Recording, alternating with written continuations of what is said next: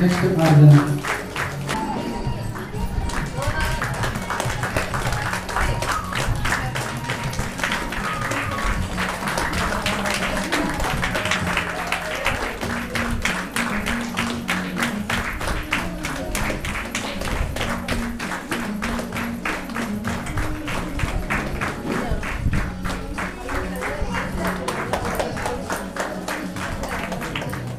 ಮುಂದಿನ ಕಾರ್ಯಕ್ರಮ ಈ ದಿನ ಬಹಳ ಮುಖ್ಯ ಆಗುತ್ತೆ. ಯಾಕಂದ್ರೆ ಒಂದು ಅಂತಾರಾಷ್ಟ್ರೀಯ ಮಹಿಳಾ ದಿನಾಚರಣೆಯಿಂದ ನಾವು ಸಾಕಷ್ಟು ಹಲವಾರು ಕಾರ್ಯಕ್ರಮಗಳನ್ನ ಮಾಡ್ಕೊಂಡು ಬಂದ್ವಿ. ಇವತ್ತು ಇನ್ನಷ್ಟು ವಿಭಿನ್ನವಾದದ್ದು ಹಾಗೂ ಸಾಕಷ್ಟು ಹೆಣ್ಣು ಮಕ್ಕಳಿಗೆ ಏನೋ ಪ್ರೆಗ್ನೆಂಟ್ ಅಂಡ್ ಲ್ಯಾಕ್ಟೇಟಿಂಗ್ ಮದರ್ಸ್ ಅಥವಾ ಪ್ರೆಗ್ನೆಂಟ್ ಲೇಡೀಸ್ಗೆ ಇವತ್ತು ನಾವು ಏನು ಇದನ್ನ ಮಾಡಿದಂತ ವಿಚಾರ ಏನು ಅಂತ ಹೇಳಿದ್ರೆ, ಸೊ ನಿಮ್ಮ ಒಂದು in this duration it is like second birth, ಅಥವಾ ನೀವು ಒಂದು ಹೆಣ್ಣು ಮಗುವಾಗಿ ಹೇಗೆ ಒಂದು ಜನ್ಮ ಧರಿಸಿರ್ತೀರ, ಮತ್ತೊಂದು ಜನ್ಮ ನೀಡೋದ್ರ ಮೂಲಕ ಮತ್ತೊಂದು ಪುನರ್ಜನ್ಮ ನಿಮ್ಗೆ ಇದು ಅಂತ ಹೇಳೋದು. ಯಾಕಂದ್ರೆ ಈ ಒಂದು ನಿಟ್ಟಿನಲ್ಲಿ ಸಾಕಷ್ಟು anaemic mothers are very much anaemic ನಮ್ಮ ಇಂಡಿಯಾ ಅಲ್ಲಿ. ಬಿಕಾಸ್ ಸಾಕಷ್ಟು ಅವ್ರಿಗೆ ನ್ಯೂಟ್ರಿಷನ್ಸ್ ಆಗಿರ್ಬೋದು, ಮೈಕ್ರೋ ನ್ಯೂಟ್ರಿಷನ್ಸ್ ಆಗಿರ್ಬೋದು, ಏನೀಗ ನಾವು ಜಿಂಕ್ ಟ್ಯಾಬ್ಲೆಟ್ಸ್ ಅಂತ ಹೇಳ್ತಾರೆ, ಇವೆಲ್ಲವನ್ನು ಕೂಡ ನಮ್ಮ ಆಸ್ಪತ್ರೆಯಲ್ಲಿ ಪಾರ್ಟ್ ಆಫ್ ಐರನ್ ಆಗಿರ್ಬೋದು, vitamin D, C, D, K, B12 complex ಇವೆಲ್ಲವೂ ಸಾಕಷ್ಟು ಒಂದು ಕಿಟ್ಟಿನ ರೂಪದಲ್ಲಿ ಕೊಡುವಂಥದ್ದು. ಮತ್ತೆ ಅಂಗನವಾಡಿಗಳಲ್ಲೂ ಕೂಡ ಸಾಕಷ್ಟು ಏನು ಪೌಷ್ಟಿಕಾಂಶಗಳು ಇರುವಂತ ಒಂದು ಆಹಾರ ಪದ್ಧತಿ ಹೇಗೆ ಸೇವಿಸಬೇಕು ಅಂತ ಈಗಾಗಲೇ ಸಾಕಷ್ಟು ಕಾರ್ಯಕ್ರಮದ ಮೂಲಕ ಮತ್ತು ಸಾಕಷ್ಟು ಇದ್ರ ಮೂಲಕ ಕೂಡ ಮಾಹಿತಿ ನೀಡದ ಬಂದದ್ದು. ಹಾಗೂ ಇನ್ನೊಂದು ಈ ಕಾರ್ಯಕ್ರಮದ ವಿಶೇಷತೆ ಏನಂತ ಹೇಳಿದ್ರೆ, ಸರ್ಕಾರದ ಅಪರ ಮುಖ್ಯ ಕಾರ್ಯದರ್ಶಿಗಳು ವಂದಿತಾ ಶರ್ಮಾ ಮೇಡಮ್ ಇರಬೇಕಾದ್ರೆ, ಮತ್ತೆ ಈಗಲೂ ಇನ್ನೊಬ್ರು ಮೇಡಮ್, ಅವರು ಎಸ್ಪೆಷಲಿ ಮಕ್ಕಳು ಅಂಡರ್ ಚಿಲ್ಡ್ರನ್ ಹೇಗೆ ಒಂದು ಅಂಗನವಾಡಿಯಲ್ಲಿ ಒಂದು ಮಗುವಿನ ಈ ವಯಸ್ಸಿಗೆ ಎಷ್ಟು ತೂಕ ಇರಬೇಕು ಅಥವಾ ಎಷ್ಟು ಎತ್ತರ ಇರಬೇಕು ಅಂತ ಸೈಂಟಿಫಿಕ್ ಆಗಿ ಅದು ಇರುವಂತದ್ದು. ಆ ಸೈಂಟಿಫಿಕಲಿ ಇರುವಂತ ವೆಯ್ಟ್ ಆಗಿರ್ಬೋದು, ಚೈಲ್ಡ್ ಬರ್ತ್ ಆಗಿರ್ಬೋದು, ಎಷ್ಟು ಇರಬೇಕು ನೀವು ಅದನ್ನ, ಯಾಕಂದ್ರೆ ಒಂದು ಮಗು ಜನ್ಮ ಆಗುವಂತ ಟೈಮಲ್ಲೇ ಈಗ ನೀವೇನೇನೆಲ್ಲ ತಗೋಬೇಕು, ಅಥವಾ ಒಂದು ಪ್ರೆಗ್ನೆಂಟ್ ಲೇಡೀಸ್ಗೆ ಯಾವ ರೀತಿ ಎಲ್ಲ ಅವ್ರಿಗೆ ಗೊತ್ತಿರೋದಿಲ್ಲ. ಸಾಕಷ್ಟು ಅದು ಹಳೆ ಕಾಲದಲ್ಲಿ ಪಥ್ಯ ಇರುವಂತದ್ದು ಇವೆಲ್ಲ ಏನಕ್ಕೆ ಬಂದಿದೆ ಅಂತ ಅದಕ್ಕೆ ಇನ್ನಷ್ಟು ಸೈಂಟಿಫಿಕ್ ಆಗಿ there are so many things. ಅದೆಲ್ಲವನ್ನು ಕೂಡ ನಿಮಗೆ ತಿಳಿಪಡಿಸಬೇಕು, ಮತ್ತೆ ಈ ಬಗ್ಗೆ ಇನ್ನಷ್ಟು ವಿಚಾರ ವಿನಿಮಯ ಆಗ್ಬೇಕು ಅಂತ ಈ ಕಾರ್ಯಕ್ರಮದ ಮುಖ್ಯ ಉದ್ದೇಶ ಆಗಿರುತ್ತೆ. ನಮ್ಮ ತಾಲೂಕು ಆಸ್ಪತ್ರೆಯಲ್ಲಿ ಈಗಾಗಲೇ ನಾವು ನೋಡ್ತಾ ಇದ್ದಂಗೆ ಹಲವಷ್ಟು ಕಾಂಪ್ಲಿಕೇಟೆಡ್ ಸರ್ಜರೀಸ್, ಮತ್ತೆ ಸಾಕಷ್ಟು ಬೇರೆ ಬೇರೆ ಎಲ್ಲೆಲ್ಲ ನಾವು ಹೋಗ್ಬೇಕಾದಂತ ಅವಶ್ಯಕತೆ ಇಲ್ಲ. ಇಟ್ ಇಸ್ ವೆರಿ ಮಚ್ ನಮ್ಗೆ ಇನ್ನೂ OPD ಆಮೇಲೆ IPD ಏನಿದ್ದಾರೆ ಅವ್ರಿಗೆ ಪೇಷಂಟ್ ಬೆಡ್ಸ್ ಕೂಡ ಜಾಸ್ತಿ ಮಾಡ್ಬೇಕಂತ ಅವರು ಈಗಾಗಲೇ ಮಾತಾಡಿದ್ರು. ಅದ್ರ ಬಗ್ಗೆ ನಾನು ಖಂಡಿತ ನಮ್ಮ ಸೀರಿಯಸ್ ಪ್ರಯತ್ನಗಳನ್ನ ಮಾಡ್ತೀವಿ. ಮತ್ತೆಲ್ಲ ಹೆಣ್ಮಕ್ಳೇ ನಿಮ್ಮ ಒಂದು ಆಹಾರ ಪದ್ಧತಿ ಅಥವಾ ಈ ಟೈಮಲ್ಲಿ ನೀವು ಯಾವ ರೀತಿ ಎಲ್ಲ ಸೂಕ್ಷ್ಮಗಳನ್ನ ಆಗಿರ್ಬೋದು, ನೀವು ಸೇವಿಸುವಂತ ಪ್ರತಿಯೊಂದು ಪದಾರ್ಥಗಳ ಬಗ್ಗೆ ಮಾಹಿತಿ ಇರಬೇಕು. ಅಥವಾ ಮಾಮೂಲಿಯಾಗಿ ನೀವು ತಿನ್ನೋ ರೀತಿ ಇವಾಗ ಇದು ಮಾಡೋದಿಲ್ಲ. ಹಾಗೆ ನಮ್ಮ ಆಶಾ ಕಾರ್ಯಕರ್ತರು ಇದ್ದಾರೆ, ಇದರಲ್ಲಿ ಬಹಳಷ್ಟು ಮುಖ್ಯ ಪಾತ್ರ ಅವರೇ ವಹಿಸುವಂಥದ್ದು. ಯಾಕೆಂದ್ರೆ ಪ್ರತಿಯೊಂದು ಆಪರೇಷನ್ ಒಂದು ಮಾಡೋದಿಲ್ಲ ಅಷ್ಟೇ ಅವರು, ಅದು ಬಿಟ್ರೆ ಮಿಕ್ಕಿದ ಎಲ್ಲಾ ರೀತಿಯಲ್ಲೂ ಕೂಡ they will like go to the ಪ್ರತಿಯೊಂದು ಹೆಲ್ತ್ ಸ್ಕೀಮ್ ಅಲ್ಲಿ ಅಥವಾ ಸರ್ಕಾರದ ಇದರಲ್ಲಿ ಕಟ್ಟ ಕಡೆಯ ಒಂದು ಮನೆಯಲ್ಲಿ ಯಾರಿಗೆ ಬೆನಿಫಿಷರೀಸ್ಗೆ ತಲುಪಿಸ್ಬೇಕೋ ಅವರೊಂದು ಕೊಂಡಿ ಆಗಿರ್ತಾರೆ. ಆ ಸರ್ಕಾರದ ಯೋಜನೆ ಬಗ್ಗೆ ಪ್ರತಿಯೊಂದು ಮಾಹಿತಿ ಅಥವಾ ನಿಮ್ಗೆ ಮನೆಗೆ ಈ ಒಂದು ವಸ್ತುಗಳನ್ನ ಕೊಡುವಂಥದ್ದು ಪ್ರತಿಯೊಂದು ಅವರೇ ನೋಡ್ಕೊಳ್ಳುವಂಥವ್ರು. ನೀವು ಕೂಡ ಇದರಲ್ಲಿ ಒಂದು ಯಾಕೆ ಇದನ್ನ ಹೆಣ್ಣು ಮಕ್ಕಳನ್ನೇ ಆರಿಸಿದ್ದಾರೆ ಅಂತ ಹೇಳಿದ್ರೆ, ಅವರು they are even more sensible, ಮತ್ತೆ they know each and everything. ಯಾವ ಟೈಮಲ್ಲಿ ಯಾವ ರೀತಿ ಇರುತ್ತೆ ಅಥವಾ ಯಾವ ರೀತಿ ನಾವು ಸೆನ್ಸಿಟಿವ್ ಆಗಿ ಅದ್ರ ಬಗ್ಗೆ ಮಾಹಿತಿ ಕೊಡಬೇಕು ಅಂತ. ಸೊ ಈ ಎಲ್ಲ ವಿಚಾರಗಳನ್ನು ಕೂಡ ತಿಳಿಸುವಂತ ವಿಶೇಷ ದಿನ ಇದು. ಸೊ ಹಾಗಾಗಿ ಮಾತೃವಂದನ ಅಂತ ಹೇಳಿದ್ರೆ ನಮ್ಮ ಮಾತೃತ್ವದ ಬಗ್ಗೆ ವಿಶೇಷವಾಗಿ ಕಾಳಜಿ ವಹಿಸಬೇಕು. ಸರ್ಕಾರ ಇದರ ಪರವಾಗಿ ನಿಮ್ಗೆ ಏನೇನೆಲ್ಲ ಯೋಜನೆಗಳು ಮಾಡಿದೆ ಅದರ ಅರಿವು ಮೂಡಿಸುವಂತದ್ದು ದಿನ ಹೌದು. ಸೊ ಹಾಗಾಗಿ ಇದನ್ನ ನಿಮ್ಮನ್ನ ಸಂಭ್ರಮಿಸುವಂತ ಒಂದು ದಿನಾಚರಣೆ ಈ ಕಾರ್ಯಕ್ರಮ ಇದು. ಸೊ ಹಾಗಾಗಿ ನಿಮ್ಮ ಆರೋಗ್ಯವನ್ನು ಹೆಚ್ಚಾಗಿ ಗಮನ ವಹಿಸಿ. ಮತ್ತೆ ಹೆಣ್ಮಕ್ಳು ನಾವು ಸಾಕಷ್ಟು ಬೇರೆಯವ್ರನ್ನ ನೋಡ್ಕೊಳ್ಳೋದ್ರಲ್ಲೇ ಸಾಕಷ್ಟು ಕಾಲನ್ನ ಕೊಟ್ಟಿರ್ತೀರ, ಬಿಟ್ರೆ ನಾವು ಏನೇನು ತಗೊಳ್ತಾ ಇರ್ತೀವಿ, ನಾವು ಸೇವಿಸುವಂತ ಆಹಾರ ಪದ್ಧತಿ ಹೇಗಿರುತ್ತೆ ಇದ್ರ ಬಗ್ಗೆ ಸಾಕಷ್ಟು ನೀವು ಕೂಡ ಪ್ರಶಂಸತೆ ತಿಳ್ಕೋಬೇಕು ಇದ್ರ ಬಗ್ಗೆ. ಸೊ ಎಲ್ಲದರ ನಿಟ್ಟಿನಲ್ಲೂ ತಾವು ಏನು ಈಗ ಕ್ರೂಷಿಯಲ್ ಪೀರಿಯಡ್ ಇದೆಯಲ್ಲ, ತಮ್ಗೆಲ್ರಿಗೂ ಸುಸೂತ್ರವಾದಂತ ಒಂದು ಮಗು ಇಷ್ಟಲ್ಲೇ ಜನಿಸ್ಲಿ, ಮತ್ತೆ ಯಾವುದೇ ಒಂದು ಇದು ನಮ್ಮ ಕಡೆಯಿಂದ ಒಂದು ಹಾರೈಸ್ತಾ ಈ ಮಾತಾಡಲಿಕ್ಕೆ ಅವಕಾಶ ಕೊಟ್ಟಿದ್ದು ಎಲ್ಲರಿಗೂ ನನ್ನ ಮಾತು. Respected dignitaries, all and all together, और मेरे प्यारे मित्रों, गुड आफ्टरनून। कहते हैं स्वस्थ रहना ही दौलत है, संपत्ति है, हेल्थ इज वेल्थ। लेकिन सोचने की बात यह है कि हम लोग इसमें कितना यकीन करते हैं। हमारे लिए दौलत बड़ी चीज होती है, लेकिन याद रखना सेहत सबसे बड़ी दौलत है। ये हो जाए तो फिर हम बीमार हो जाते हैं, फिर हम अस्पतालों के चक्कर काटने लग जाते हैं। 3 चीजों से लोग पनाह मांगते हैं, बोलते हैं कोर्ट ना बाबा ना, कचहरी ना बाबा ना, गवर्नमेंट हॉस्पिटल ना बाबा ना। अब ये दुर्दशा हुई कैसे गवर्नमेंट हॉस्पिटल्स की? आप लोगों ने देखा होगा गवर्नमेंट हॉस्पिटल्स होते कैसे हैं? गंदी इमारतें होती हैं, वरंडास उसमें कचरा होता है, लोग भी गंदे होते हैं, चीखने चिल्लाने वाले स्टाफ होते हैं, बिल्डिंग भी पुरानी होती है और आप गार्डन का तो सोच भी नहीं सकते। लेकिन अगर आप हमारे यहाँ पे आए, हाँ कुछ सालों पहले यहाँ पे भी यही था, फिर जैसे आपने कहानियों में देखा है, टीवी पे देखा है, एक सोन परी आती है, उसके पास एक जादुई छड़ी होती है, वो कुछ मंत्र पढ़ती है और फिर पूरी दुनिया बदल जाती है। हमारे यहाँ भी भटकल तालुक में भी यही हुआ, जैसे मैंने ने बताया। वो सोनपरी हमारे लिए सविता मैडम साबित हुई है। वो आई, मैंने अपने साथ में लोगों को लिया, हिम्मत की, सबसे बड़ी बात हिम्मत करना है। आपको सोचना सबसे बड़ी बात है। वो प्लान जो यहाँ बनता है ना, उसके बाद में प्रैक्टिस होती है, पहले यहाँ आना चाहिए। तो ये जो आया ये मेरी चीज है, नक्शा यहाँ पे बना, इसके बाद में मैडम ने काम करना शुरू किया। अकेले काम नहीं किया, सबको साथ में लेके किया। ये भी नहीं है उस औरत में कि चलो मैं ही आगे जाऊँ, मेरा ही नाम हो, नहीं, सबको साथ में लेके चलती है ना। हमारे प्रधानमंत्री का वादा भी है ना, सबका साथ सबका विकास, उसी पे अमल कर रही होंगी, ये पहले से ही ऐसी है शायद। तो उसके बाद में आप देखिए कि हमारे यहाँ का तो रंग ही बदल गया। अब देखिए हमारे जो हॉस्पिटल है, जहाँ पे शायद कभी ज्यादा अच्छे पौधे नहीं होते थे, अब मैंने इनके यूट्यूब में देखा, उन्होंने बताया लाखों के पौधे उन्होंने लाके लगाए हैं। अब मैं अभी आने के बाद मैंने जाके देखा भी है वहाँ पे, मैं हैरान हो गई। मैंने चमचमाते हुए इस ग्राउंड को देखा, फर्श को देखा। अब देखिए क्या आप सोच सकते हैं कि ऐसा होता होगा? यहाँ कितनी सुविधाएं दी गई हैं, कितनी फैसिलिटीज हैं, उससे पता नहीं पब्लिक फायदा उठाती है या नहीं उठाती है। लेकिन जब गवर्नमेंट को आपकी चिंता है तो आपको अपनी चिंता क्यों नहीं है, ये मेरी समझ में नहीं आता।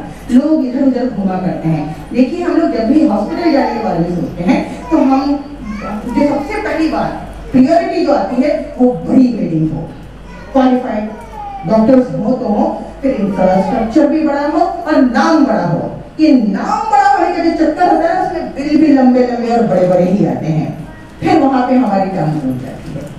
जब यही सारी चीजें आपके ताल्लुक में है और गवर्नमेंट हॉस्पिटल में है तो आपको इससे फायदा उठाना ही चाहिए।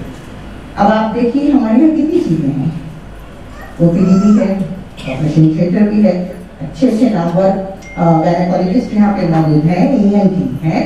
और अब ये सारे लोग जो आए हैं तो जाहिर सी बात है डॉक्टर अच्छे होंगे तभी तो आते हैं ना, बच्चों के लिए भी पीडियाट्रिशियन अच्छे हैं, तो ये डेंटिस्ट भी बहुत अच्छे हैं। इसके साथ में मैं बताना चाहूंगी कि यहाँ का जो स्टाफ है वो भी अच्छा है। और मैं ये मेरा अपना एक्सपीरियंस बोल रही हूँ मैं, क्योंकि कोविड वैक्सीनेशन के लिए जो हमारे यहाँ पे लोग आए थे यहाँ से, वो भी बहुत ही सुशील और शांत कन्या आई थी, बेचारी आई थी और उन्होंने बहुत ठंडे ठंडे काम किया है। अब मैं जो यहाँ पे आई जो वहाँ से चल के यहाँ पे, तो यकीन मानिए मुझे यहाँ वहाँ रुकना पड़ा। इतने सारे लोग वहाँ पे मौजूद थे, शायद पहले इतने सारे लोग मौजूद नहीं होते थे। जहाँ तक मैंने सुना है पहले 150 लोग आते थे दिन में और आज 1000 लोग आते हैं। तो आपको कुछ मिलता है ना, इसीलिए तो आते हैं लोग, वरना कौन आता है यहाँ पे। तो हमको खुशी है कि आज इस लेवल पर हमारा हॉस्पिटल पहुँच चुका है। क्या कोविड के जमाने में आपने खबरें नहीं पढ़ी कि एक बेड पे 2 लोगों को सुलाया जाता था? क्या आपने ऐसी खबरें नहीं देखी हैं कि सिलेंडर लोग अपने कंधे पे उठा के लेके जाते थे? कोई डेड बॉडीज को साइकिल पे लेके बैठा के ले जाया जा रहा है वगैरह वगैरह। क्या हमारे यहाँ ऐसी कोई बात हुई? नहीं, हमारे लोग बहुत अच्छे हैं, उनके साथ देने वाले भी हैं।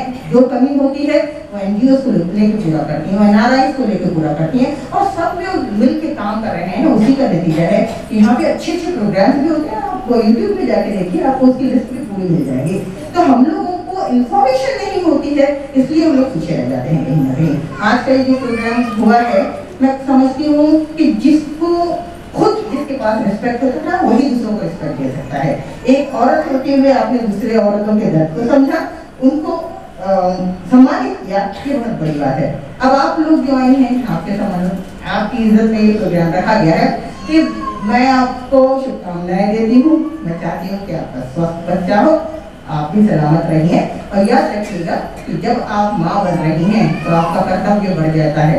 अभी आप सिर्फ एक नहीं रहती हैं, आप दो हो जाती हैं। तो सिर्फ आपको अपने आप को नहीं देखना है, अपने बच्चे को भी देखना है। तो जैसे मैडम ने पूरी डिटेल बता दी, तो मुझे बताने की जरूरत नहीं है कि आपको क्या क्या चाहिए।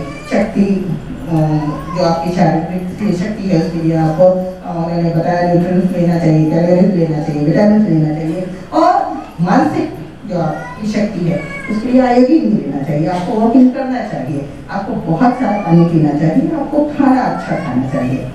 ठीक है, इतना बोलने के बाद में ये सारी बातें आपको बताई हैं। मैं समझती हूँ इसके बाद में जब आप जाएंगे इंशाल्लाह, डिलीवरी का टाइम आपका आएगा, तो एक बात याद रखनी कि फुल कॉन्फिडेंस आपके अंदर होना चाहिए कि यहाँ जो भी आपके साथ होगा वो बेहतरीन होगा। और मैं ये ऐसे ही नहीं बोल रही हूँ, मेरा अपना कजिन है मकबूल अहमद जुबापुर, उसने यहाँ पे ऑपरेशन किया मैंने हरनिया का, और उसने इतनी तारीफ की, और उसने सब जाने वालों को बताया है कि हर मरतबा सुबह से लेकर शाम तक कई लोग आते हैं और बाकायदा चेकअप करते रहते हैं, एंटीबायोटिक देते हैं, BP चेक करते हैं वगैरह वगैरह। तो आपको डरने की तो बिल्कुल जरूरत नहीं है। जहाँ तक बात आती है, जैसे मैडम ने कहा कि अप्रिशिएट करने वाले दुनिया में बहुत कम होते हैं। हाँ, आपके साथ अच्छा हो, आप कम बताते हैं बाहर जाके। इतना सा बाहर कुछ बुरा होता है, लोग फिर ऑडियोज करके भेजने लग जाते हैं। ऐसे ही कुछ ऑडियो मैंने ऐसे ही सुना था मैडम कि यहाँ पे जो है इन्फ्लुएंस नहीं है तो काम नहीं होता, ये नहीं होता, वो नहीं होता। मुझे एक बात बताइए कि आप क्या जिंदगी में सबको सेटिस्फाई कर सकते हैं? नहीं। आपको ये भी सोचना चाहिए कि शायद वो वक्त वैसा रहा होगा जब वो बंदा आया था।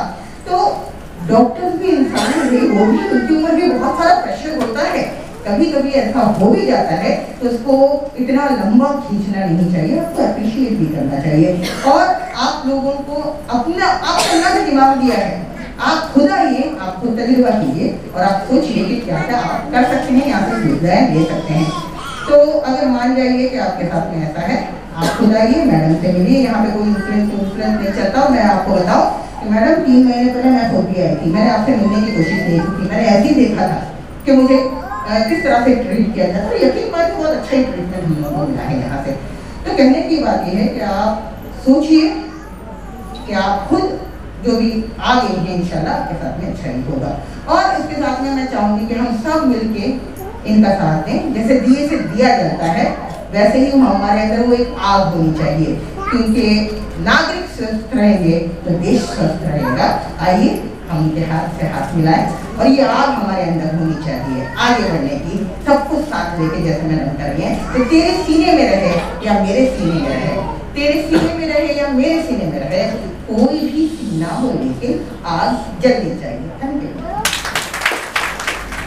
ಈ ದಿನ ನಾವು ಮಾತೃವಂದನಾ ಕಾರ್ಯಕ್ರಮ ಅಂತ ಒಂದು ಹೊಸದಾಗಿ ಇಂಟ್ರೊಡ್ಯೂಸ್ ಆಗಿರೋ ಪ್ರೋಗ್ರಾಮ್ ಇದು.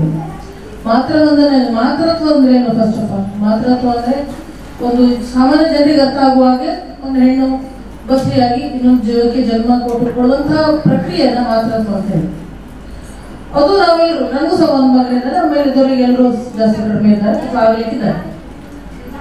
ಸೊ ಅದು ಸಣ್ಣ ವಿಷಯ ಅಲ್ಲ. ನಾನು ಹೋಗ್ತೇನೆ, ಒಂದು ಇನ್ನೊಂದು ಜೀವ 3 kg ಮಗುನ ಹೋಟೆಲ್ ಇಟ್ಕೊಡೋದು, ಡೆಲಿವರಿ ಆಗೋದು, ಅನ್ನೋ ಅನುಭವಿಸೋರಿಗೆ ಗೊತ್ತು.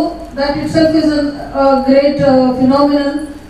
ದೇವರದ್ದು ಯಾವ ಫಿನಾಮಿನಲ್ ಮಾಡಿದ್ರಂತ ಇನ್ನೂವರೆಗೆ ಪೂರ್ತಿಯಾಗಿ ಸೈಂಟಿಸ್ಟ್ ಅರ್ಥ ಮಾಡ್ಕೊಂಡಿಲ್ಲ. ಒಂದು ಪ್ರೆಗ್ನೆನ್ಸಿ ಹೇಗೆ ಒಂದು 3 ವರ್ಷದ 3 kg ಮಗು ಹೊರಗೆ ಬರ್ತದೆ ಅನ್ನೋಂಥದ್ದು ಇನ್ನೂ ಸೈಂಟಿಸ್ಟ್ ಪೂರ್ತಿಯಾಗಿ ಅರ್ಥ ಮಾಡ್ಕೊಳ್ಳಿಲ್ಲ. ಬಟ್ ಈಗ ನಮ್ದೇ ಮಗು, ನಂದೇ ಹೊಟ್ಟೆಲಿರೋ ಮಗ ನಂಗೆ ಏನ್ ಮಾಡಿದ್ರು ಚಂದ, ಅದು ಹತ್ರು ಚಂದ, ನಕ್ಕರು ಚಂದ, ವಾಂತಿ ಮಾಡಿದ್ರು ನಮ್ಮ ಮೈ ಮೇಲೆ ವಾಂತಿ ಮಾಡಿದ್ರು ಅಡ್ಡಿಲ್ಲ, ಮೈ ಮೇಲೆ ಮೂತ್ರ ಮಾಡಿದ್ರು ಅಡ್ಡಿಲ್ಲ, ಮನೆ ಮೇಲೆ ಪಾಯ್ಖಾನೆ ಮಾಡಿದ್ರು ಅಡ್ಡಿಲ್ಲ, ನಿಮ್ಮೆಲ್ಲರ ಮಕ್ಕಳು ನಿಮ್ಮ ಮೈ ಮೇಲೆ ಮಾಡೇ ಇರುತ್ತೆ. ಅದನ್ನಾಗದೆ ಮಕ್ಕಳ ದೊಡ್ಡ ಮಾಡ್ಲಿಕ್ಕೆ ಆಗಲ್ಲ. ಹೆತ್ತವರಿಗೆ ಹೆಗಣ ಮುದ್ದು ಅಂತ ಒಂದು ಗಾದೆ ಇದೆ, ನಿಮ್ಗೆ ಗೊತ್ತಿರ್ಬೋದು. ನಮ್ಮ ಯಾರೇ ಹೋಟೆಲ್ ಇರ್ತಾರೆ ಹಡ್ದಿರ್ತಾರೆ ಅವ್ರಿಗೆ ಹೆಗಣ ಸಹ ಮುದ್ದು ಅಂತ. ಬಟ್ ನಮ್ಮ ಮೇಡಮ್ ಮಾಲತಿ ಉದ್ಯಾವರನ್ನವರು, ನೀವು ಒಮ್ಮೆ ಅವ್ರ ಶಾಲೆಗೆ ಹೋಗಿ ನೋಡಿ, ಯಾರು ನೋಡಿಲ್ಲ ಅವ್ರೊಮ್ಮೆ ಹೋಗಿ ನೋಡಿ. ಅವರದು ಹಿರಿತನ ನಾವೇನೋ ಚಿಕ್ಕದನ್ನು ಮಾಡಿರೋದನ್ನ ದೊಡ್ಡದಾಗಿ ಹೇಳಿ ಮೇಡಮ್ ಆಗ ಮಾಡಿದ್ರು, ಸವಿತಾ ಮೇಡಮ್ ಅದು ಮಾಡಿದ್ರು ಇದು ಮಾಡಿದ್ರು ಅಂತ ಎಕ್ಸಾಜರೇಟ್ ಮಾಡಿ ಹೇಳ್ತಾರೆ.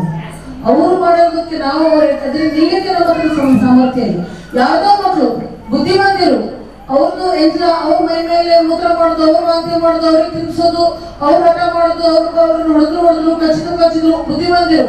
ಯಾವ್ದೋ ಹೊಟ್ಟೆಲಿ ಹುಟ್ಟಿರೋದು, ನಮ್ಮ ಹೊಟ್ಟೆಲಿ ಹುಟ್ಟಿರೋದಲ್ಲ, ಬೇರೆ ಯಾವ್ದೋ ಹೊಟ್ಟೆಲಿ ಹುಟ್ಟಿರೋ ಮಕ್ಕಳನ್ನ, ಬುದ್ಧಿವಂತ ಮಕ್ಕಳನ್ನ ಅವ್ರವ್ರ ಅಪ್ಪ ಅಮ್ಮನಿಗೆ ನೋಡ್ಲಿಕ್ಕೆ ಆಗದೆ ಬಿಟ್ಟವರನ್ನ ತನ್ನ ಹೊಟ್ಟೆಲಿ ಹುಟ್ಟಿದವ್ರ ಮಟ್ಟಕ್ಕೆ ಅವ್ರು ಮಾತಾಡ್ಬೇಕು ನಮ್ಮ ಮಕ್ಕಳು ಅಂತಾರೆ, ನಮ್ಮ ಶಾಲೆ ಮಕ್ಕಳು ಅನ್ನಲ್ಲ.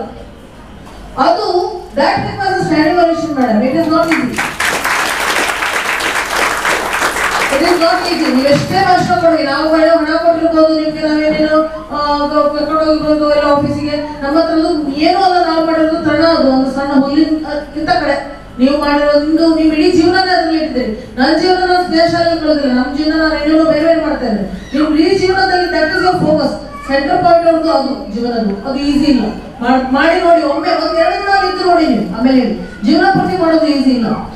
ಸೊ ಮೇಡಮ್, ಅದಕ್ಕೆ ನಾವು ಅದು ಹೇಗೆ ನನ್ನ ಹತ್ರ ಶಬ್ದಗಳಿಲ್ಲ ಅದನ್ನು ಹೇಗೆ ವರ್ಣಿಸೋದು. I am short of words.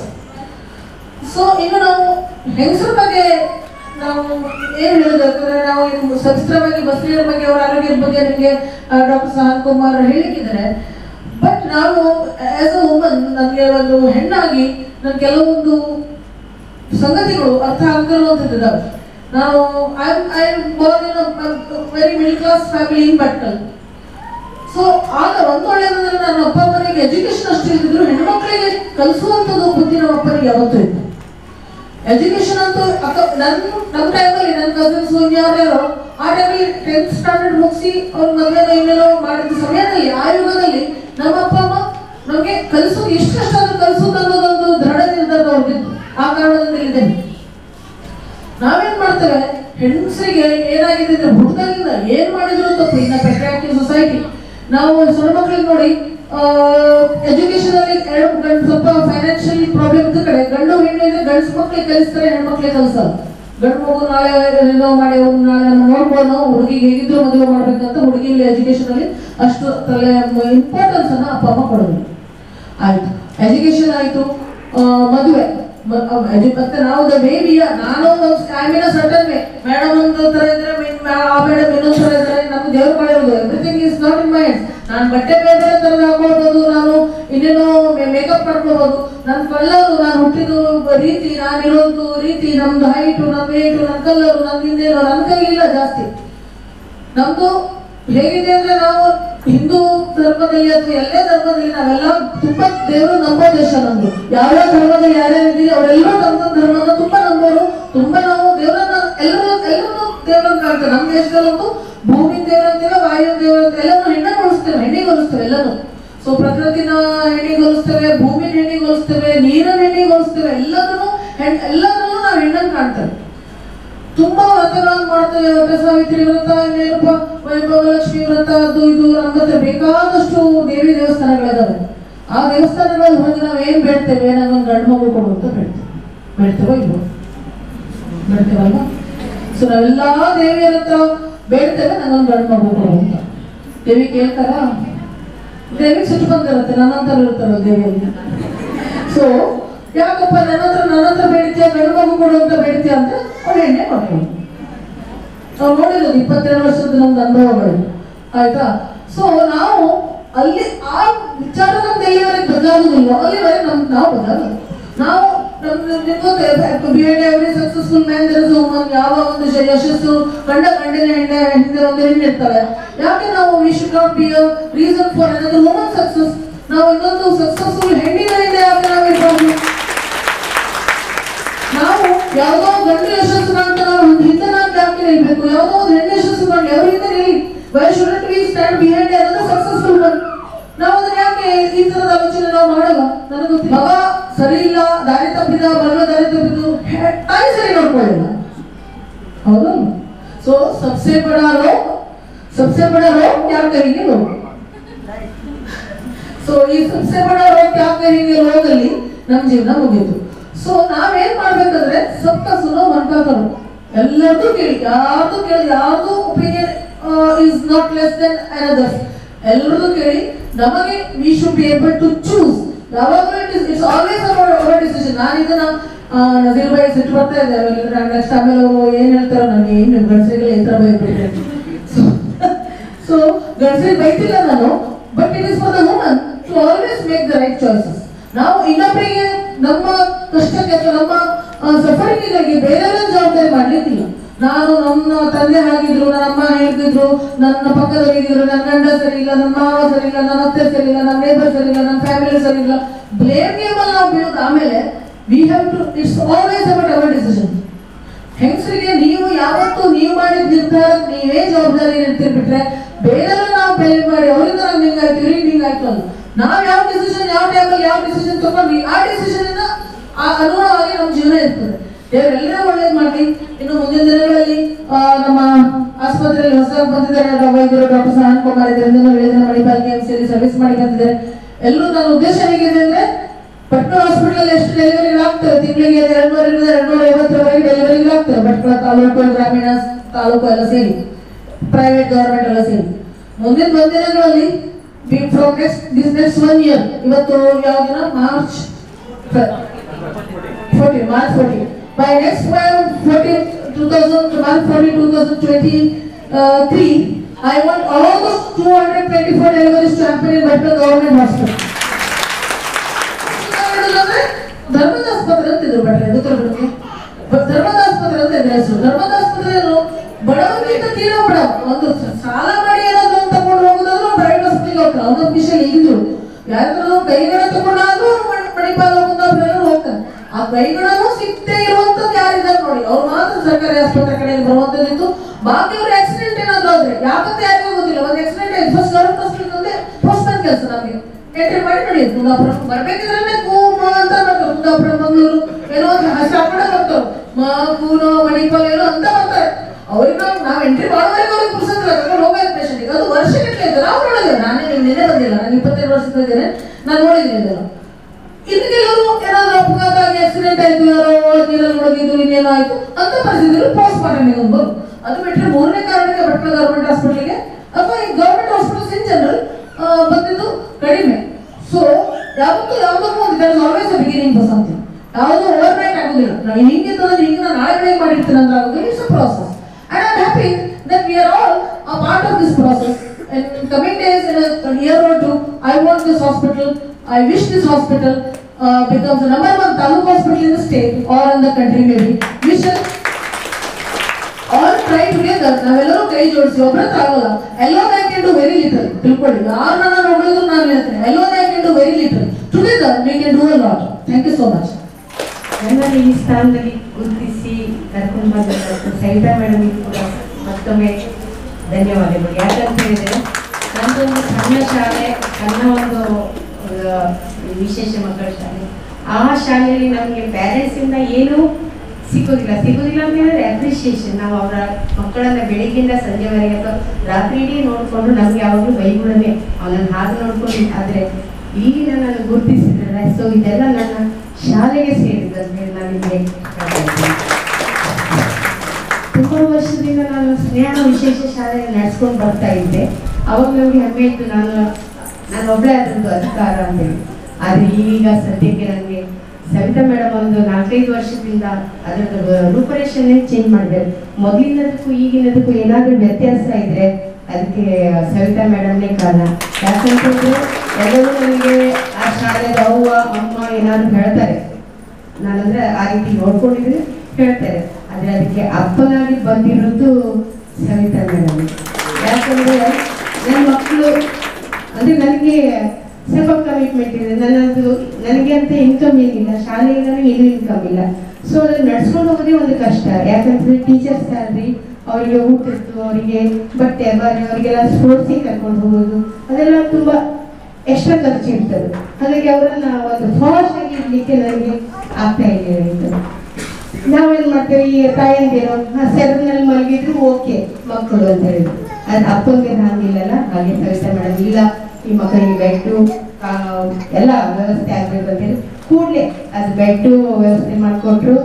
ಹಾಗೆ ಬೆಡ್ಡಲ್ಲಿ ಇಡ್ಲಿಕ್ಕೂ ಕೂಡ ಒಂದು ವ್ಯವಸ್ಥೆ ಮಾಡಿಕೊಟ್ರು. ಸೊ ಇದೆಲ್ಲ ಒಂದು ಕ್ಷಣದಲ್ಲಿ ಆಗಿದ್ದು. ಅವರು ಬಂದ್ರು, ನಾಳೆ ಮಾಡಿಕೊಟ್ರು. ಹಾಗೆ ನನಗೊಂದು ಸ್ಕೂಲಿನ ತಮ್ಮ ನಜೀರ್ ಕಾಶಿಂಜಿ, ಅವರನ್ನ ಬರಲಿಕ್ಕೆ ಸಾಧ್ಯ ಇಲ್ಲ. ಅವರು ಕೂಡ ಒಂದು ನಮಗೆ ತಮ್ಮನಾಗಿ ನಿಂತಿದ್ದಾರೆ. ಒಂದ್ ದಿವಸ ಅಂದ್ರೆ ಸ್ವಲ್ಪ ಜಾರ್ತಿತ್ತು ನೆಲ, 5 ನಿಮಿಷಕ್ಕೆ ಹೋಗಿ ಅದಕ್ಕೆ ಕಾರ್ಪೆಟ್ ತಂದು ಗಮ್ ತಂದು ಹಚ್ಚಿ ಕೊಟ್ಟು ಆಯ್ತು, ಮುಗಿತು. ನಾವಾದ್ರೂ ಅದೆಲ್ಲ ಸುಧಾರಿಸ್ಕೊಂಡ್ರೆ ಮಾಡಬೇಕು ಆಗ್ತಾ ಇರಲಿಲ್ಲ. ಅಂದ್ರೆ ಆ ರೀತಿ. ಮತ್ತೆ ಈಗ ಕೂಡ ಅವರು ತಮ್ಮನಾಗಿ ಆ ಶಾಲೆ ಏನ್ ಮಾಡ್ಬೇಕು ಯಾರಿಗೂ ಗೊತ್ತಿದೆ. ಎಡಗೈ ಬಲಗೈ ಕೊಟ್ಟಿದ್ದು, ಎಡಗೈ ಗೊತ್ತಾಗಬಾರ್ದು, ಎಡಗೈ ತಗೊಂಡಿದ್ದು ಬಲಗೈ ಗೊತ್ತಾಗಬಾರ್ದು, ಆ ರೀತಿ ಮಾಡ್ತಾ ಇದ್ದಾರೆ.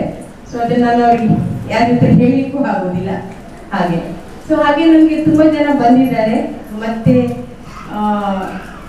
ನನಗೆ ಶಾಲೆಗೆ ಅಂತ ಹೇಳಿದ್ರೆ ಶಾಲೆ ಕಟ್ಟಡ ಇದೆ, ಆದ್ರೆ ಅದು ನಂದಲ್ಲ, ನನಗೂ ಬೇಡ. ಆದ್ರೆ ಕೆಲವೊಂದು ಗೌರ್ಮೆಂಟ್ ಸವಲತ್ತು ತಗೊಳ್ಳುವಾಗ ನಮ್ಗೆ ಅದ್ರದ್ದು ಕಾಗದ ಪತ್ರದ ಅವಶ್ಯಕತೆ ಇರ್ತದೆ. ಯಾಕಂದ್ರೆ agreement letter. So agreement letter ನನಗೆ ಸಿಗ್ತಾ ಇರಲಿಲ್ಲ. ನನಗೆ ಗೌರ್ಮೆಂಟ್ ಇಂದ ಯಾವುದು ಫೆಸಿಲಿಟೀಸ್ ತಗೊಳ್ಳಿಕ್ಕೆ ಆಗ್ತಾ ಇಲ್ಲ. ಸೊ ಅದಕ್ಕೋಸ್ಕರ ಸವಿತಾ ಮೇಡಮ್ ಯಾರಾದ್ರೂ ಒಂದು ದುಡ್ಡು ಕೊಟ್ಟು ಸುಮ್ಮನೆ ಹೋಗ್ತಾರೆ. ಅದು ನಮ್ಮ ಸವಿತಾ ಮೇಡಮ್ ಆಗಿದೆ. ಟೈಮ್ ಕೊಟ್ಟಿದ್ದಾರೆ, ದುಡ್ಡು ಪ್ಲಸ್ ಟೈಮ್ ಕೊಡೋದು ಭಾರಿ ಇಂಪಾರ್ಟೆಂಟ್. ಯಾರು ಟೈಮ್ ಕೊಡ್ಲಿಕ್ಕೆ ಯಾರು ಬರುದಿಲ್ಲ. ಸೊ ನನ್ನನ್ನು 2 ಸಲ DC ಹತ್ರ ಕರ್ಕೊಂಡು ಹೋದ್ರು. ಏನಾದ್ರೂ ಇವರಿಗೆ ಒಂದು ಸಣ್ಣ ಜಾಗ ಕೊಡಿಸುವ ಅಂತಂದ್ರೆ ಅದು ಸ್ಕೂಲಿಗೋಸ್ಕರ ಒಂದು 2 ಗಂಟೆನೋ 3 ಗಂಟೆನೋ, ಅದು ಆಗಲಿಲ್ಲ. ಅದ್ರ ನಂತರ AC ಅವ್ರ ಹತ್ರ ಕರ್ಕೊಂಡು ಹೋದ್ರು. ಸೊ ಅವಾಗಲೇ ಅದು ಕೂಡ ಆಗಲಿಲ್ಲ. ಸೊ ತುಂಬಾ ಇವರಲ್ಲ, ಮೊದಲಿನ AC ಹಾಗೆ ಅದೆಲ್ಲ ಅಂದ್ರೆ ಅದಕ್ಕೆ ನಾನೊಂದು ಸಣ್ಣ ಜಾಗ ತಗೊಂಡಿದ್ದೇನೆ. ಆದ್ರೆ just for the government communication purpose, ಅಂದ್ರೆ ಅಗ್ರಿಮೆಂಟ್ ಲೆಟರ್ಗೋಸ್ಕರ ನಾನು ಅದು ತಗೊಂಡಿದ್ದೇನೆ. ಸೊ ಕೆಲವರು ಹೇಳ್ತಾರೆ ನೀನು ಜಾಗ ತಗೊಂಡು ಈ ಶಾಲೆ ಇಲ್ಲ. ಇದನ್ನು ನಾನು ಯಾವತ್ತು ಮುನ್ಸಿಪಾಲ್ಟಿ ಕೊಟ್ಟಿದ್ದು ನಾನು ಅದನ್ನು ಉಳಿಸ್ಕೊಳ್ತೇನೆ, ಅದನ್ನು ಚಂದ ಮಾಡಿ ಇಟ್ಕೊಂಡಿರ್ತೇನೆ. ಯಾಕಂತ ಹೇಳಿದ್ರೆ ಎಲ್ಲ ಮಕ್ಕಳಿಗೂ ಬರುವಂತ ಅನುಕೂಲವಾಗಿರುವಂತ ಸ್ಥಳ ಇದು. ಹಾಗೆ ಅದರ ನನಗೆ ಮುಂದೆ ಹೋಗ್ಲಿಕ್ಕೆ ಅನುಕೂಲ ಆಗೋಸ್ಕರ ನಾನು ಅದನ್ನ ಇಟ್ಟಿದ್ದೇನೆ. ಸೊ ಈಗ ನನಗೆ ಅನಿಸ್ತದೆ ನಾನು ಒಬ್ಬಳದೇ ಅದಕ್ಕೆ ಪಾಲಿಲ್ಲ. ನನ್ನ ಮಕ್ಕಳು ಮೊದಲು ಊಟ ಮಾಡುವಾಗ ನಾನು ಹೀಗೆ ನೋಡುವಾಗ ಹೆಮ್ಮೆ ಆಗ್ತದೆ. ನಾನು ಇಷ್ಟು ಮಕ್ಕಳು ಊಟ ಮಾಡ್ತಾ ಇದ್ದಾರೆ, ಚಂದ ಖುಷಿ ಆಗ್ತಾ ಇದೆ. ನನ್ನ ಮಕ್ಕಳು ಇಷ್ಟು ಚಂದ ಡ್ರೆಸ್ ಹಾಕೊಳ್ತಾ ಇದ್ದಾರೆ, ಖುಷಿ ಆಗ್ತಾ ಇದೆ. ಆದ್ರೆ ಈಗ ಅದಕ್ಕೆಲ್ಲ ಭಟ್ಕಳದ ಜನರು ಕೂಡ ಕಾರಣ ಇದ್ದಾರೆ. ನೀವೆಲ್ಲರೂ ಕೂಡ ಅದರಲ್ಲಿ ಪಾಲಾಗಿದ್ದೀರಿ. ನಾನು ಅದು ಊಟ ಮಾಡುವಾಗ ಅವ್ರು ಬೇಳೆ ಕೊಟ್ಟಿದ್ದು, ಅವರು ಅಕ್ಕಿ ಕೊಟ್ಟದ್ದು ಎಲ್ಲರನ್ನ ನೆನಪು ಮಾಡ್ಬೋದು. ಸೊ ಇದು ನಂದು ಒಬ್ಬರದೇ ಅಲ್ಲ, ಎಲ್ಲರಿಗೂ ಕೊಟ್ಟದನ್ನ ಅವ್ರು ಊಟ ಮಾಡ್ತಾ ಇದ್ದಾರೆ. ನಾವು ಊಟ ಮಾಡ್ತೇವೆ. ನಾವು ಮಾತ್ರ ಮನೆಯಿಂದ ಬೇರೆ ತರೋದಿಲ್ಲ. ಆ ಮಕ್ಕಳಿಗೆ ಏನ್ ಕೊಡ್ತೇವೆ ಅದನ್ನೇ ನಾವು ಊಟ ಮಾಡ್ತೇವೆ. ಮನೆಯಿಂದ ಟೀಚರ್ಸ್ ಯಾರು ಟಿಫಿನ್ ತರೋಂಗಿಲ್ಲ. ಯಾಕಂತ ಹೇಳಿದ್ರೆ ನಾವು ಬೇರೆ, ಅವ್ರು ಬೇರೆ ಅಂತ. ಅವ್ರಿಗೆ ಏನ್ ಹಾಕ್ತೇವೆ ನಾವು ಅದನ್ನೇ ತಿನ್ನೋದು. ಸೊ ಒಂಥರ ಪ್ರೌಡ್ ಫೀಲ್ ಆಗ್ತದೆ ನನಗೆ ಅದನ್ನೆಲ್ಲ ನೋಡುವಾಗ. ಸೊ ಅದಕ್ಕೆಲ್ಲ ನೀವು ಭಟ್ಕಳ ಜನತೆ ಕೂಡ ಅದರಲ್ಲಿ ಭಾಗಿದಾರಾಗಿದ್ದಾರೆ. ಸೊ ನನ್ನೆಲ್ಲ ಏಳಿಗೆಯಲ್ಲಿ ಅಥವಾ ನನ್ನ ಏರುಪೇರುಗಳಲ್ಲಿ ರಾಧಾಕೃಷ್ಣ ಭಟ್ರು ಕೂಡ ಅದರಲ್ಲಿ ಇದ್ದಾರೆ. ಯಾಕೆ ಅವರು ಕೂಡ ತುಂಬಾ ಸಪೋರ್ಟ್ ಮಾಡಿ ನಮ್ಮನ್ನು ಒಂದು ಈ ಕಡೆಯಿಂದ ಆ ಕಡೆ ತಂದಿದ್ದಾರೆ. ಸೊ ನಿಮಗೂ ಕೂಡ ನಾನು ಯಾವತ್ತೂ ಮರೆಯುವುದಿಲ್ಲ ಸರ್. ಹಾಗೆ ನನ್ನ ಎಲ್ಲ ಪ್ರೆಸ್ ಬಾಂಧವರು ಅವರು ಕೂಡ ನನ್ನ ಇಷ್ಟು ಸಣ್ಣ ಸಾಧನೆಗಳನ್ನು ಇಷ್ಟು ದೊಡ್ಡ ಮಾಡಿ ಇಡೀ ಊರಿಗೆ ತಿಳಿಸ್ತಾರೆ. ಯಾಕಂತ ಹೇಳಿದ್ರೆ ನ್ಯಾಷನಲ್ ಲೆವೆಲ್, ಇಂಟರ್ನ್ಯಾಷನಲ್ ಲೆವೆಲ್ಗೆ ನನ್ನ ಮಕ್ಕಳು ಸೆಲೆಕ್ಟ್ ಆಗಿದ್ದಾರೆ. ಅದನ್ನು ಕೂಡ ಅದನ್ನೆಲ್ಲ ಕಡೆ ತಿಳಿಸಿದವರೆಲ್ಲ ನಮ್ಮ ಮಾಧ್ಯಮದವರು. ಸೊ ಅವರಿಗೂ ಕೂಡ ನಾನು ಈ ಮೂಲಕ ಎಲ್ಲರ ಮಾಧ್ಯಮದವರಿಗೂ ನಾನು ಕೃತಜ್ಞತೆಯನ್ನು ಹೇಳ್ತಾ ಇದ್ದೇನೆ. ಹಾಗೆ ನನ್ನ ವಿಶೇಷ ಮಕ್ಕಳಿಂದ ನಮ್ಮ ಎಲ್ಲರಿಗೂ ಒಳ್ಳೆಯದಾಗಲಿ. ಮತ್ತೆ ನನಗೆ ಇವತ್ತು ಖುಷಿಯಾಗಿದೆ ಅಂತ ಹೇಳಿದ್ರೆ ಒಂದು ಪ್ರೆಗ್ನೆಂಟ್ ಲೇಡೀಸ್ಗಳಿಗೆ ಈ ರೀತಿ ಸನ್ಮಾನ ಮಾಡಿದ್ದೆ ಫಸ್ಟ್ ಟೈಮ್ ಕಾಣಿಸ್ತದೆ. ಯಾಕಂತ ಹೇಳಿದ್ರೆ ಮನೆಯಲ್ಲಿ ಮಾಡ್ತಾರೆ, ಅದು ಫಸ್ಟ್ ಟೈಮ್ ಅಷ್ಟೇ. ಅದ್ರ ಪಬ್ಲಿಕಲ್ಲಿ ಎಲ್ಲ ಕರೆದು ಇಷ್ಟು ಜನರಿಗೆ ಅವರಿಗೆ ಸನ್ಮಾನ ಮಾಡೋದು ನೋಡಿ ಭಾರಿ ಖುಷಿ ಆಯ್ತು ಮೇಡಮ್. ಇಂಥದ್ದೊಂದು ಅವೇರ್ನೆಸ್ ಅಥವಾ ಇಂಥದ್ದೊಂದು ಇನ್ಸ್ಪಿರೇಷನ್ ಅಂದ್ರೆ ಇದೊಂದು ಖುಷಿ ಆಗುವಂತ ವಿಚಾರ. ಸದ್ಯ ನಿಮ್ಗೂ ಕೂಡ ಒಳ್ಳೇದು ಮಾಡಿ, ಒಳ್ಳೇದಾಗಲಿ ಎಲ್ಲರಿಗೂ. ಇಷ್ಟೇ ನನ್ನ ಮಾತು.